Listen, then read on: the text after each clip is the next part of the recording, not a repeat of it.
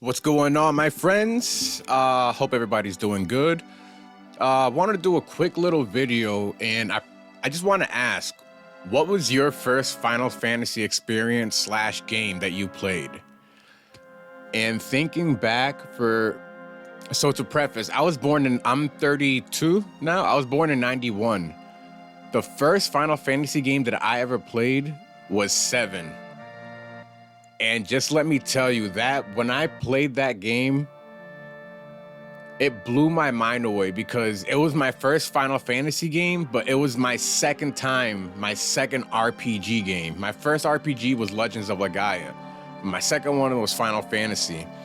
And there was just like a multitude of things to say. I had to like write them down just because I'm bad at just keeping stuff like in my head.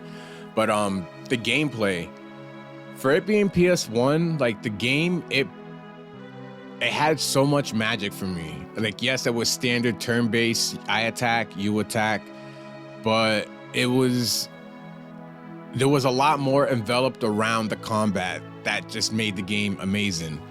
One of the few things I like, and I noticed it a lot in Final Fantasy VII, and then when I played others, you notice it sometimes, but not too much. Final Fantasy VII had secret items. So you could literally just be like walking like in the woods or in a cave, and if you hit X while you're in front of a tree or in the corner of a wall, you might find like a high X potion, or you might find something rare. And that's just, I love that, because right when I found like my first secret item, I was going back and just hitting X every single step. I was just tapping X, X, X, X, X, trying to see if I can find anything else secret that's hidden around. They did really good with that. The story depth. Now, on its face, Final Fantasy VII, I guess if you were explaining it to somebody, is about an ex-soldier who's a mercenary now, and he's trying to stop his senior. I guess Sephiroth would be his sensei. And well, really, I guess it's Zack. But yeah, his senior rival, Sephiroth.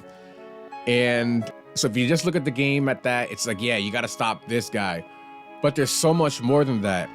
You go into Avalanche, you go into their story and their turmoils. You see a little girl, Marlene. I remember when I was a kid, I thought that was like Barrett and Tifa's daughter. I didn't have much knowledge back in the day, so that's just what I thought initially. And what else? There's Barrett's side. Barrett's backstory when you meet his friend Dine or Dean, however you pronounce it, and it goes through all that, how he pretty much got pretty sure Marlene was Dean's daughter, and then after that he kind of was like, oh, take care of my daughter for me. And not just that, but then Yuffie, and then going to her home village and saving them, then meeting Sid, doing the rocket mission, then getting Vincent, my favorite character, and then doing his whole backstory where you get revenge for Lucretia. All that is in this game. Like, and you're thinking, like, you're doing this and you're like, aren't I supposed to go fight this guy with long silver hair? Yes, but along the way, there is so much stuff that you can do in this game. Not to mention the secret weapons. The secret weapons was definitely my favorite because right when you got to like the crux of the game, right at the end, that's when you can kind of just go and tackle, do everything, like all like the serious bosses, secret bosses. But the secret weapons are my favorite. I love that addition. Eidolon, the summoning system, and it's just summoning materia. Throughout the Final Fantasy history, they're called summonings, guardians, eidolons. Eidolon sounds cool. I just like the way like it reads when it's written and you just, read it. It just looks cool. But yeah, the fact that you could summon these gods from like another realm to like aid you in combat was just amazing. I always loved that. Super important, the music. The first time I ever cried, let's see, how can I say that? Yes, the first time I ever cried to a video game was Final Fantasy VII at, spoiler alert, when Sephiroth comes down and stabs Ares. and it starts playing I think Ares theme or Flowers Blooming in the Church. Those two iterations of each other, I love those. I have it downloaded on my phone and my laptop. But when that happened, I was like, how old was I? I think I was 12 when I played, and I was just like, like I had to put my controller down, and I just started tearing. I was like, no fucking way. This is not happening.